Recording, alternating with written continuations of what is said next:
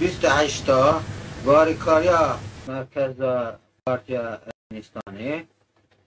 8 خورده کرد 15-16 سالی بودن. اونا امشان لنگراد فاکولتتا فالا لرخ انستیتوتا راهراتی یه زمان زندی چرا دویج انستیتوت چیوی پاستاش دیگو هم لورا هم 3 ساله هم من خلاص کرد کدم اونیورسیتی زانینگا اونیورسیتی من خلاص کرد اونا ازش چهارستان دیستا چخوا بنیست دیستا نویسی شهر دست بکرد بری شهر 21 راجم 21 بری شهر من قوام کرد دیستا چخوا شهر بود باشه چند سال وقتی لدورا لنگراد گرفتن حصار بود از لنگراد داد باشه ریکت برمن از درکتم چون اسکریه ناو افغانستان چون شهر ناو شهر در جمعه به نشان مدال منوهنه باشه شهر از وگرم هات من لنگراد در کدم انستیتوت اولاد ناسی بری وی از انستیتوت ایتنوگرافی داد خرید 3 ساله انستیتوت سپارت همه ما که کتابه که مزین درخوا کرده سردستانی بستنیم چند جارا از اکسپیدیتی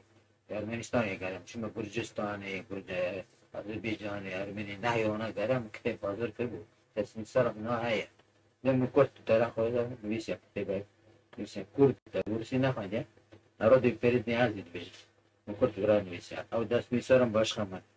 خلاصه پاشی شهر از هاتم کدم انستیتوت رولاد نسی کدم خبرت انستیتوت رولاد نسی سرکاری من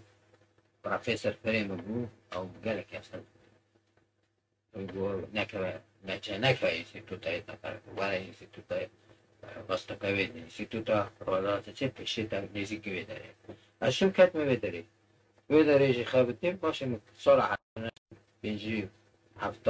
کتاب و کورس که از یک چاپ کرد شستی من فرهنگ و کردی چاپ کرد باشه از تنه بون کم بون براتونه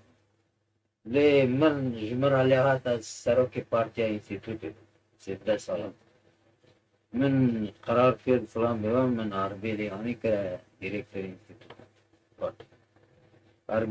آربیلی بری دست دا من همه ورطا منی بپاش بود گو لازم موافق کنم قرار درخواست باید که بشی کردی کارا کردی سازی بگم خواهش پاس سرکار خست کرد بو سرکار 5-6 ماه سرکاری نده کرد براستی نمینده کرد سپارت من بود باشه قرار درخواست از کرد سرکار